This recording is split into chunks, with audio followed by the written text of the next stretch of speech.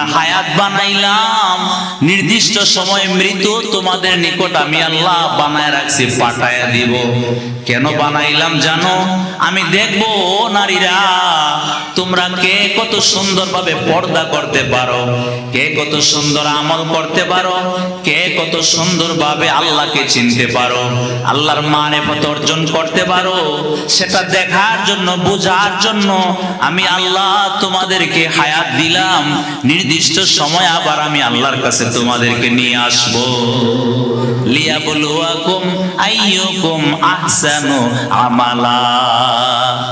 কয়েক মর্তবা দুরূদ শরীফ পাঠ করি, কারণ সহিহ হাদিসের মাঝে আসছে পৃথিবীর যে কোনো প্রান্তে আল্লাহর বান্দা মহব্বতের সাথে রাসূলের উপর দুরূদ শরীফ পাঠ করে, আল্লাহ তাআলার নির্দিষ্ট একদল ফেরেশতা আছে, ওই দুরূদের খবর নাম ধরে চিহ্নিত করে রাসূলের রওজাতে পৌঁছায় দেয়। আল্লাহুম্মা সাল্লি আলা মুহাম্মাদি ওয়া আলা আলি মুহাম্মাদ কামা সাল্লাইতা আলা ইব্রাহিম ওয়া আলা আলি ইব্রাহিম ইন্নাকা হামিদুম মাজিদ। আল্লাহুম্মা বারিক আলা মুহাম্মাদি ওয়া আলা আলি মুহাম্মাদ কামা বারাকতা আলা ইব্রাহিম ওয়া আলা আলি ইব্রাহিম ইন্নাকা হামিদুম মাজিদ।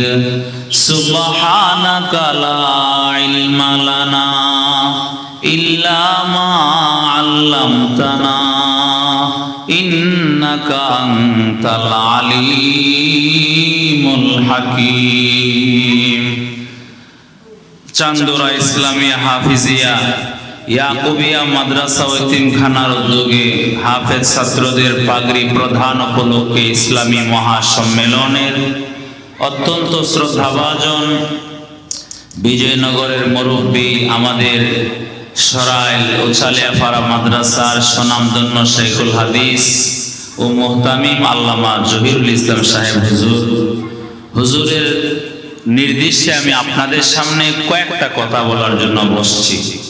আল্লাহ তাআলা আমাকে আমল করার, যাদের কানে মাইকের আওয়াজ পৌঁছতেছে, সকলকে ইখলাসের সাথে আমলের নিয়তে শোনার তৌফিক দান করুন। সকলে বলি আমিন।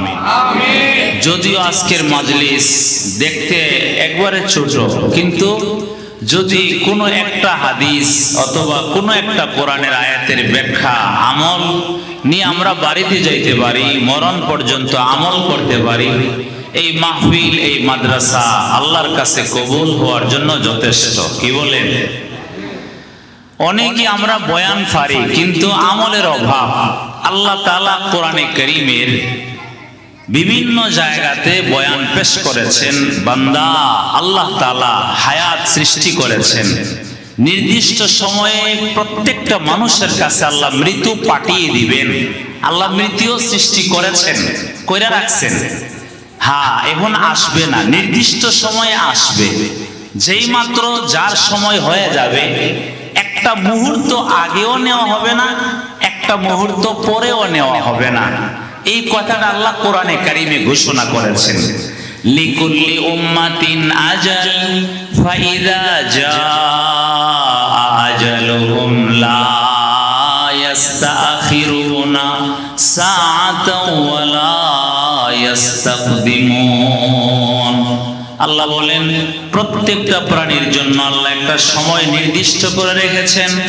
ওই সময়টা যখন চলে আসবে, একটা মুহূর্ত আগেও নেওয়া হবে না, একটা মুহূর্ত পরেও নেওয়া হবে না।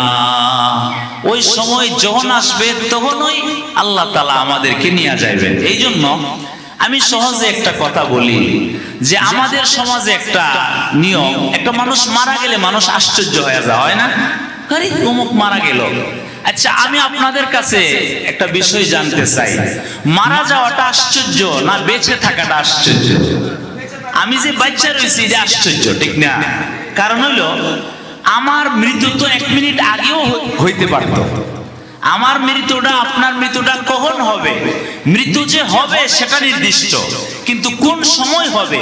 আজকের রজনীতেই হবে, না আগামীকাল সকালে হবে, না দুপুরে হবে, না রাত্রে হবে, সেটা তো কেউ জানে না। জানে? আহা, 300 বছরের গ্যারান্টি দিয়া, 100 বছরের গ্যারান্টি দিয়া যে মানুষ একটা বিল্ডিং বানাইতেছে, একটা ব্যবসা বাণিজ্যের জন্য কাজ করতেছে, নথিপত্র লিখতেছে, শর্তগুলি লিখতেছে, সে জানে না আগামীকাল তার জন্য আজরাইল ফেরেশতা অপেক্ষা করতেছে, আগামীকালই আল্লাহর সঙ্গে তার সাক্ষাৎ ঘটে যাবে। সে তো এই কথা জানে না। কোরআনে কারিমে আল্লাহ বয়ান পেশ করেছেন, ইকতারাবা লিন্নাসি হিসাবুহুম ওয়া হুম ফি গাফলাতিম মুরিদুন। মানুষের হিসাবের সময় তো নিকটবর্তী হয়ে গেছে, অথচ মানুষ গাফেল। এই আয়াতের ব্যাখ্যায় লেখা আছে যে কিয়ামত হলো দুই প্রকার। এক প্রকারের কিয়ামত হলো কিয়ামতে কুবরা, বড় কিয়ামত, যেই দিন আল্লাহর আকাশ ভেঙে যাবে, পাহাড়গুলি তুলার মতো উঠতে থাকবে, সমুদ্রের মধ্যে অগ্নি প্রজ্বলিত হয়ে যাবে। এটা হলো বড় কিয়ামত। এছাড়া প্রত্যেকটা মানুষ যখন মারা যাবে তার কিয়ামত যেন তার উপরে সংগঠিত হয়ে গেল। আল্লাহর পয়গম্বর বলেন, মাম্মাতা ফাকাদ কামাত কিয়ামাতুহু, যে মারা গেল তার কিয়ামত তার উপরে সংগঠিত হয়ে গেল। কারণ কিয়ামতের সময় তো ইসরাফিল প্রথম যে ফুৎকার দিবে, এই ফুৎকারের মাধ্যমে সারা পৃথিবীর যত প্রাণী আছে সবগুলিকে মৃত্যুমুখে আপতিত করবে।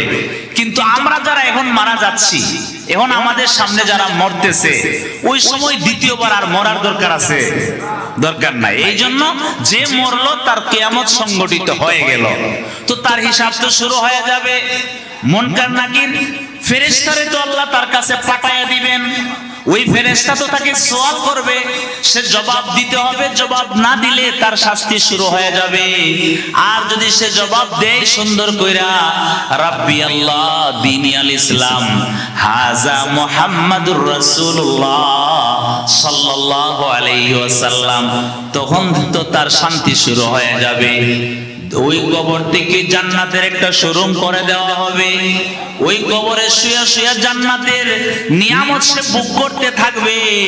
আল্লাহ ফেরেশতাদেরকে নির্দেশ দিয়ে দিবেন, ফেরেশতারা আমার বান্দা দুনিয়াতে যা কষ্ট করার করেছে, সাবধান সাবধান, আর যাতে কষ্ট না হয়, আফরিশু মিনাল জান্নাহ, জান্নাতের বিছানা তার কবরে বিছায়া দাও। ওয়াফতাহু লাহু বাবান ইলাল জান্নাহ, জান্নাতের দিকে একটা দরজা খুলে দাও। ওয়া আলবিসুহু মিনাল জান্নাহ, জান্নাতের পোশাক তার গায়ে পরাইয়া দাও।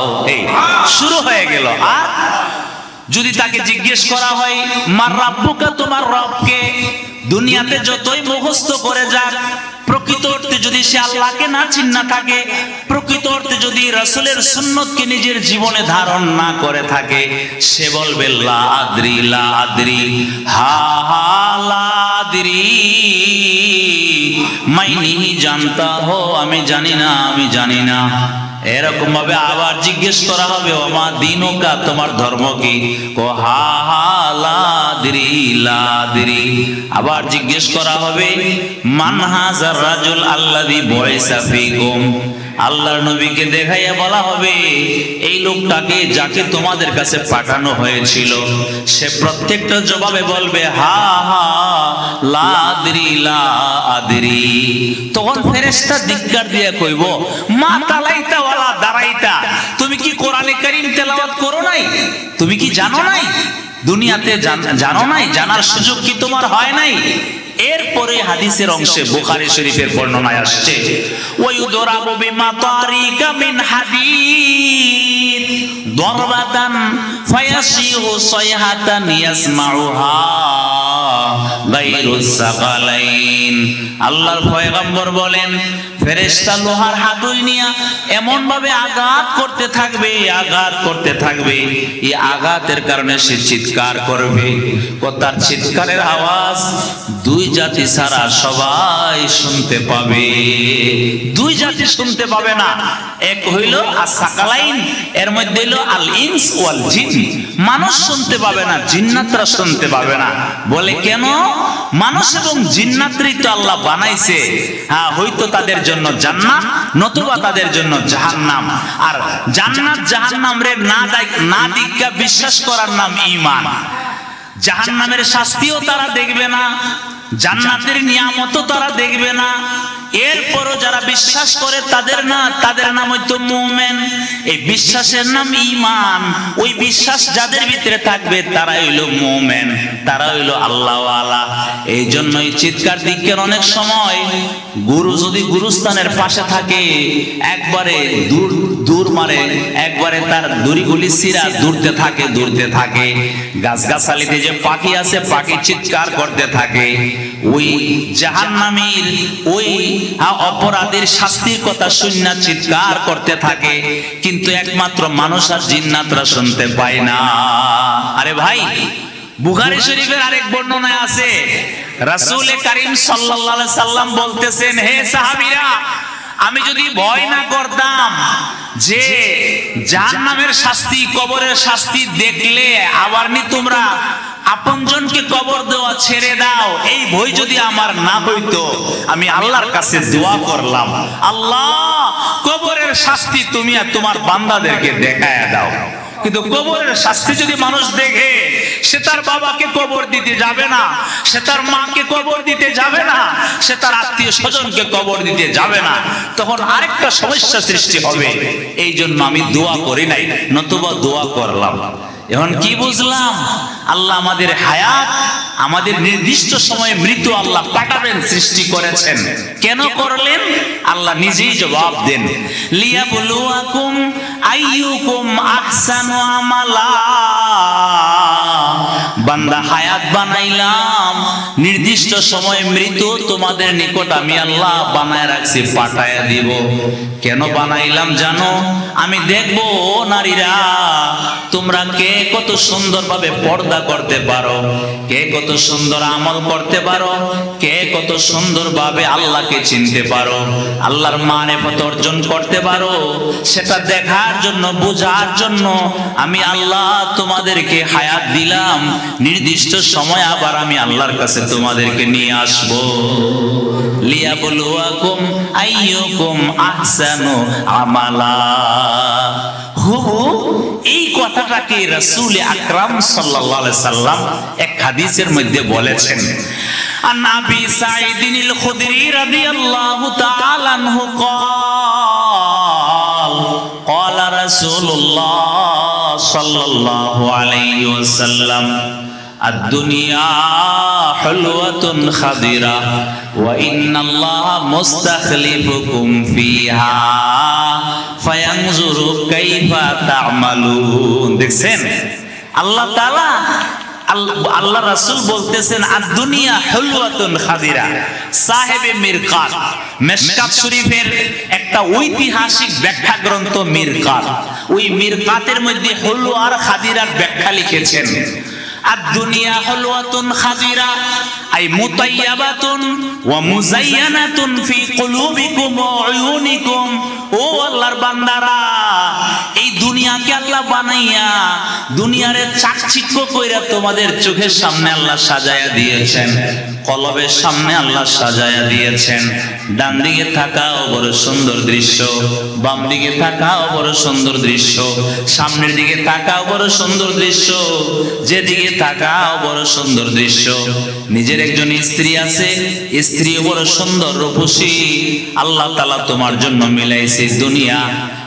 তোমার সন্তানটার দিকে তাকাও, সারাদিন পেরেশানি করে আসার পরে সন্তান যখন আব্বু আব্বু বলে ডাকতে থাকে, বড় শান্তি লাগে, মজা লাগে, লাগে না? আল্লাহর রাসূল বলতেছেন, আদ-দুনিয়া হুলওয়াতুন খাদিরা, আল্লাহর বান্দা এই দুনিয়া তোমার সামনে আল্লাহ সাজায়া দিয়েছেন, সুন্দর করে দিয়েছেন। কেন দিলেন? ওয়া ইন্নাল্লাহ মুস্তাখলিফুকুম ফিহা, সাজাইয়া ক্ষণস্থায়ী ভাবে আল্লাহ তোমাদেরকে মালিকানা দিয়েছেন, ক্ষণস্থায়ী ভাবে। কারণ এই গাড়ি নারীর মালিক চিরস্থায়ী না। কি কত হাজার যুবক সুন্দর নারী রেখে কবরে চলে যাচ্ছে, কত হাজারো মানুষ 4 তলা 5 তলা বিল্ডিং এসি ফিট করা রুম রেখে কবরের বাসিন্দা হয়ে যাচ্ছে। বোঝা গেল অল্প দিনের জন্য, অল্প সময়ের জন্য আল্লাহ মালিকানা দিয়েছেন। এই জন্যই কবি বলেন, আমানত চাঁদে রোজা নজদে মাস, দার হাকিকত মালিকে হর সেই খুদাস। তো আসলে এই নারী বাড়ি গাড়ি যে এগুলি ক্ষণস্থায়ী ভাবে আল্লাহ তাআলা মালিকানা দিয়েছেন। আসল মালিকানা একমাত্র কার? আল্লাহ। একটা সময় আসবে সবগুলি আল্লাহ দলিল সাৎ করে দিবেন। সূরা রহমানে আল্লাহ ঘোষণা করেছেন, কুল্লু মান আলাইহা ফান ওয়া ইয়াবকা ওয়াজহু রাব্বিকা যুল জালালি ওয়াল ইকরাম। সুবহানাল্লাহ, আল্লাহর ঘোষণা। জিবরাইলও থাকবে না, মিকাইলও থাকবে না, আজরাইলও থাকবে না, ইসরাফিলও থাকবে না, এই 7 আকাশ 7 জমিন কিছুই থাকবে না। সবগুলি একদিন ধ্বংস হয়ে যাবে, শেষ হয়ে যাবে। আল্লাহর বান্দা থাকবে শুধুমাত্র একটা সত্তা, একটা জাত, ওয়াবাকা ওয়াজহু রাব্বিকা যুল জালালি ওয়াল ইকরাম। একমাত্র আল্লাহ তাআলার জাত থাকবে, আর সব শেষ হয়ে যাবে। কিসের পিছনে দৌড়াচ্ছি? একটু চিন্তা করলে সহজ হয়ে যায়। আল্লাহর বান্দা এখন ক্ষণস্থায়ী ভাবে যে মালিকানা দিয়েছেন, কেন দিলেন? কেন দিলেন? এই কথাটা আল্লাহও বলেছেন, লিয়াবলুয়াকুম আইয়ুকুম আহসানু আমালা। নবীও বলেছেন, ফায়ানজুরু কাইফা তা'মালুন।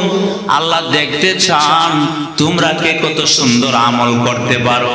আল্লাহু আকবার। দেখেন অনেক বাড়িতে আছে, পরিবারের সমস্ত সদস্যরা ঘুমায় আছে, কিন্তু আল্লাহর বান্দা অথবা আল্লাহর বান্দি, ঘরের মহিলা শেষ রাত্রিতে দাঁড়ায় গেছে নামাজে। আল্লাহ, তিরমিজি শরীফের বর্ণনা, সালাসাতুন ইয়াদহাকুল্লাহু ইলাইহিম। 3 শ্রেণীর মানুষ আছে যাদের দিকে তাকায় আল্লাহ হাসেন। 3 শ্রেণীর মানুষ আছে যাদের দিকে তাকায় আল্লাহ হাসেন। মুহাদ্দিসিনে কেরাম লিখেছেন, হাসা কথাটা তো আল্লাহর সামনে মানায় না। হাসে তো মানুষ, আল্লাহ তো হাসেন আবার কি? কয়ের অর্থ হইল ইয়ারদাল্লাহ, আল্লাহ 3 ব্যক্তির আমল দিকা খুশি হইয়া যান। এই 3 ব্যক্তি কারা? সুবহানাল্লাহ। কিছু কিছু মহিলা আছে শেষ রাত্রিতে দাঁড়ায়া যা। আল্লাহু আকবার। ওয়ার রাজুল ইজা কামা বিল্লাইল ইউসাল্লি, যে আল্লাহর বান্দা বান্দি শেষ রাত্রিতে উঠা তাহাজ্জুদের নামাজে দাঁড়ায়া যা। এই যে একটা সময় আসতেছে, কনকনে শীত লাগে, বড় কষ্ট লাগে, এরপরও কিছু আল্লাহর বান্দি আছে যতই কষ্ট হোক না কেন সে ঠিকই তাহাজ্জুদ নামাজের সময় হয়ে গেলে সে শুয়ে থাকে না। ওই যে মুরুগ জন ডাক দিয়ে দিকেন, যাদের ঘরে লাতা মুরুগ আছে, এই মুরুগগুলি তাহাজ্জুদের সময় ডাক দিয়ে। বুখারী রিওয়ায়াতে আছে, নবীজি আপনি কখন জাগ্রত হন? তো মুরুগে যখন ডাক দেয়, নবী কো মুরুগ যখন ডাক দেয় তখন আমি জাগ্রত হই। সুবহানাল্লাহ। আমি যখন ইসলামপুর পড়াইতাম তো ওইখানে আমি দেখতাম, আমাদের একজন হাবিজ সাহেব ছিল, দেলোয়ার সাহেব। তো ওই হাবিজ সাহেব একটা মুরুগ ফালতো, ওই লাতা মুরুগ। তা আমার রুমটা ছিল উপরে 2 তলায়, তো নিচতলাতে একটা টেবিল ছিল।